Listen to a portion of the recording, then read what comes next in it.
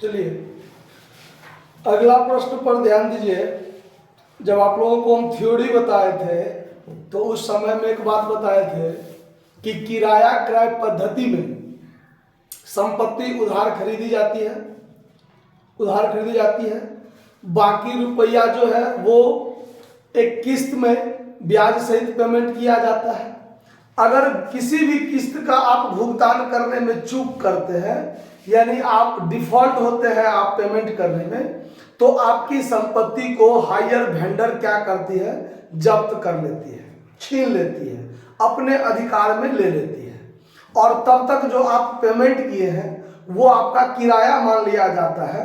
इसीलिए इस पद्धति का नाम किराया क्रय पद्धति कहलाता है। ठीक है, तो अब 21 नंबर जो सवाल है ये यही चीज है, भुगतान में चूक और संपत्ति की पूर्ण वापसी, इस पे आधारित सवाल है। सवाल कहता है कि 1 जनवरी 2011 को एक्स लिमिटेड ने एशियन मोटर्स से प्रत्येक 50,000 की लागत पर किराया क्रय पद्धति पर 3 ट्रक खरीदा। अब देखिए 3 ट्रक खरीदा है, ये बात क्लियर है। एक ट्रक का दाम 50,000 है, तो 3 ट्रक का दाम कितना हो जाएगा, 1.5 लाख रुपया हो जाएगा। भुगतान इस प्रकार किया जाना था कि 30,000 रुपया तुरंत यानी डाउन पेमेंट करना था और बाकी 3 समान किस्तों में करना था।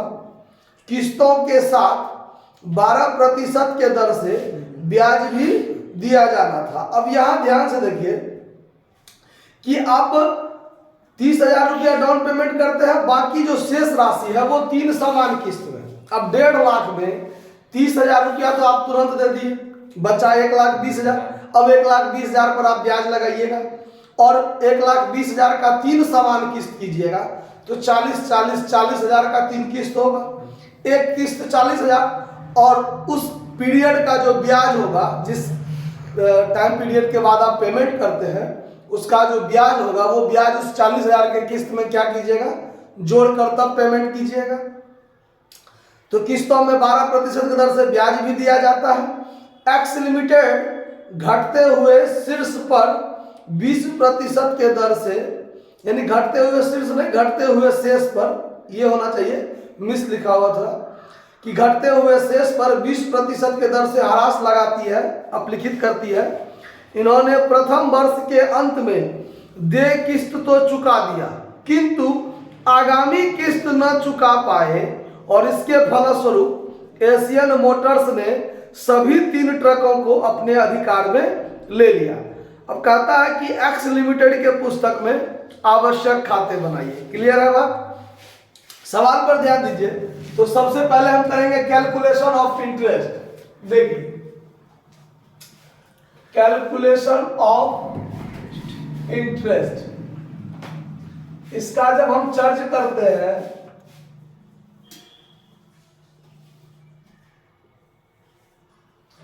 यहां कैश प्राइस लिखते हैं, यहां इंटरेस्ट और यहां इंस्टॉलमेंट। संपत्ति का दाम कितना हो गया टोटल, 1.5 लाख। चूंकि 3 ट्रक है, एक ट्रक का दाम 50,000, तो 3 ट्रक का दाम 1.5 लाख, जिसमें आप डाउन पेमेंट कर देते हैं 1 जनवरी 2011 को। 1 जनवरी 2011 को डाउन पेमेंट करते हैं आप 30,000, तो इस पर तो ब्याज का कोई चर्चा ही नहीं होगा, घटा दीजिए, बच गया 1,20,000।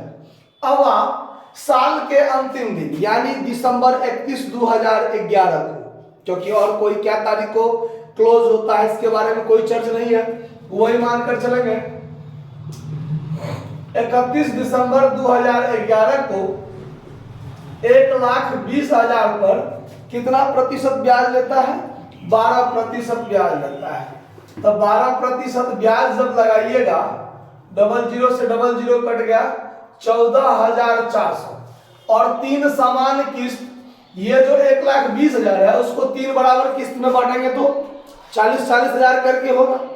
40,000 में 14,400 आप ब्याज जोड़कर तब किस्त बनाइएगा 54,400।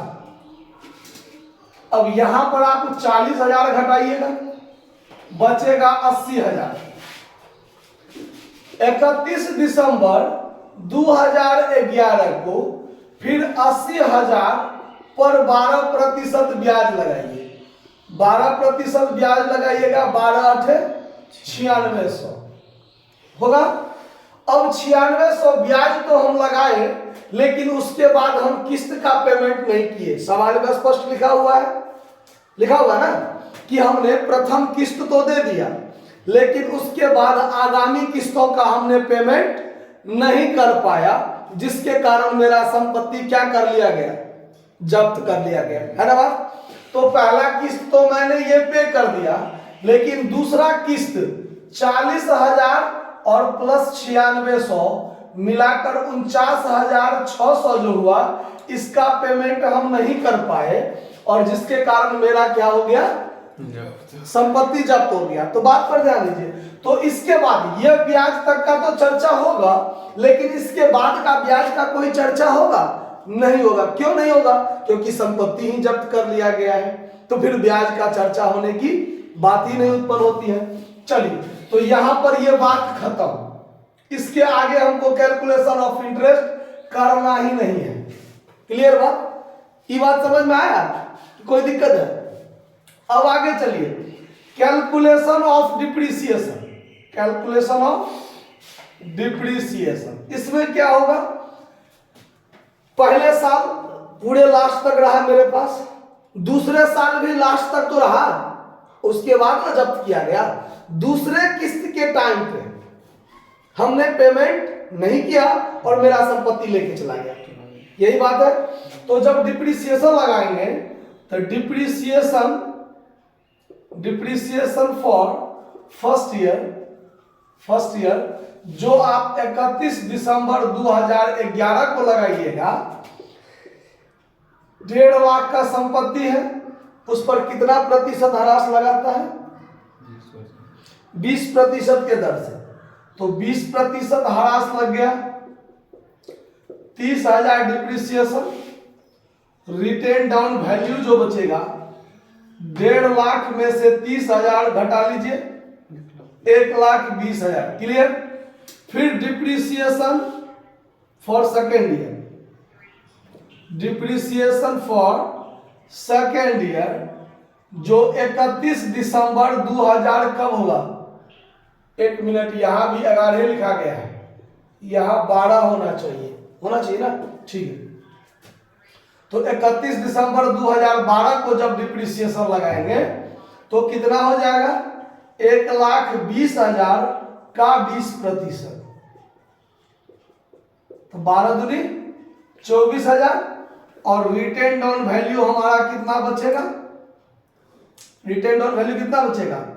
1,20,000 में से 24,000 घट जाएगा, तो बराबर बचेगा 96,000, यही बचेगा। अब देखिए, अब इसके बाद तीसरे साल का हम डिप्रिसिएशन क्यों लगावे?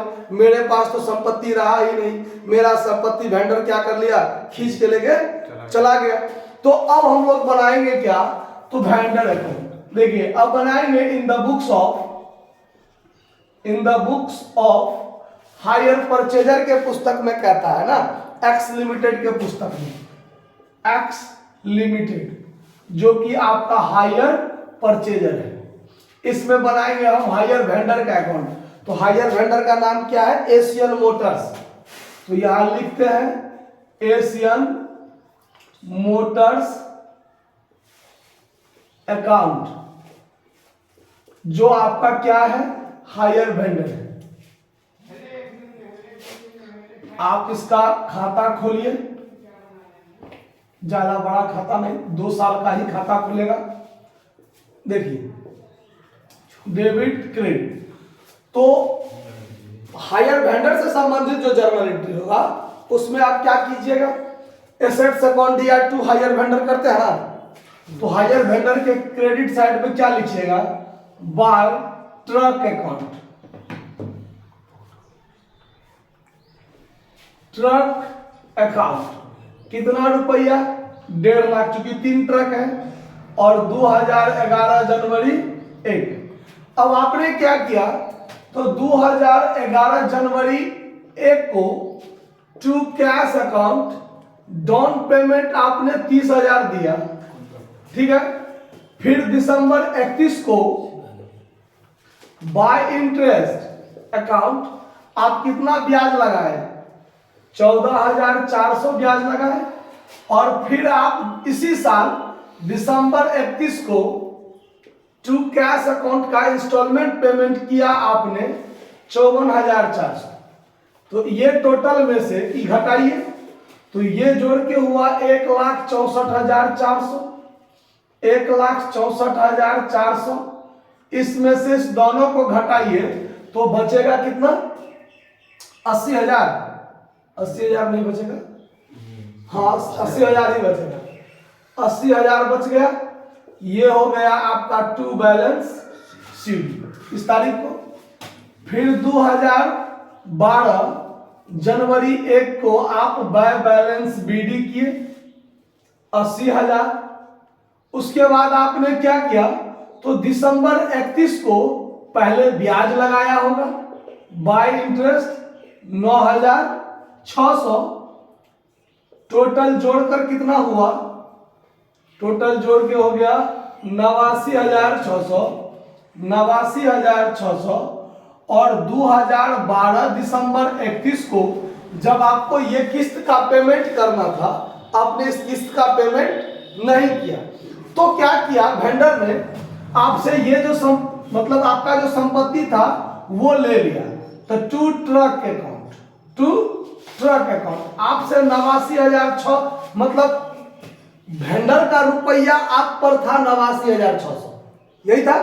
और आपसे ट्रक लेके चला गया, कोई बातचीत नहीं, छीन के लेके चला गया। तो आप क्या मानिएगा कि हमारा ट्रक 89,600 में ले गया? कितना में ले गया? 89,600 में मेरा ट्रक लेके चला गया। तो इसका बात यहां खत्म। ये आपका ट्रक जब्त कर लिया है, जो आपका रिपोजेस्ड एसेट्स हुआ। आया बात समझ में? यानी आपका जो वो संपत्ति था वो आपका लेके क्या हो गया? चला गया। चलिए अब यहां से ये संपत्ति का खाता बनाएंगे। वेंडर अकाउंट हो गया। अब एसेट्स अकाउंट यानी मोटर कार नहीं, ट्रक है, ट्रक अकाउंट बनाएंगे। ट्रक अकाउंट बनाएंगे। अब ट्रक अकाउंट में क्या होगा उस पर ध्यान दीजिए।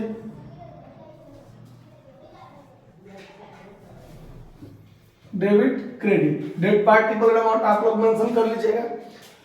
अब ट्रक अकाउंट में क्या होगा? तो 2011 जनवरी 1 को आपने खरीदा तो to Asian motors account 1.5 lakh में संपत्ति लिया हायर वेंडर से। तो to hire vendor account 1.5 lakh, जिसमें आप क्या किए? 2011 दिसंबर 31 को बाय डिप्रिसिएशन अकाउंट साल में हरास लगाए। कितना हरास लगाए? 30,000 लगा लिए। आपका शेष कितना बच गया वो देखिए।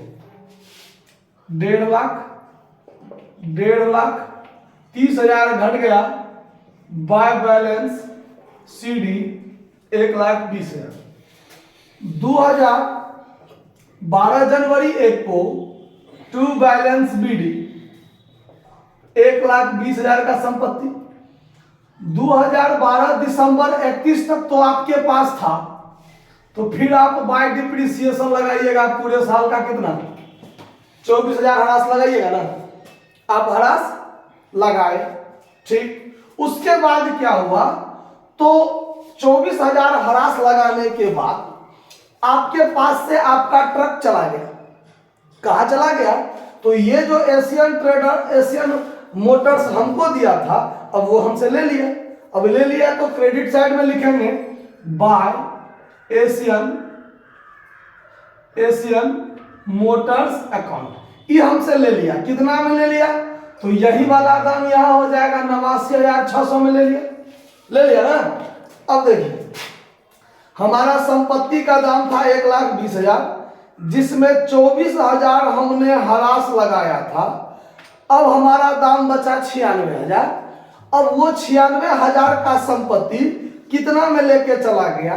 89,600 में लेके चला गया तो 6400 रुपया हमको लॉस हो गया। हमारा संपत्ति का दाम 96,000 होता है और जबकि हमसे संपत्ति कितना में छीन के लेके चला गया, 89,600 में छीन के लेके चला गया, तो बाकी जो 6400 रुपया बचा वो मेरा लॉस हो गया। तो यहां पर लिख देंगे by PL account loss on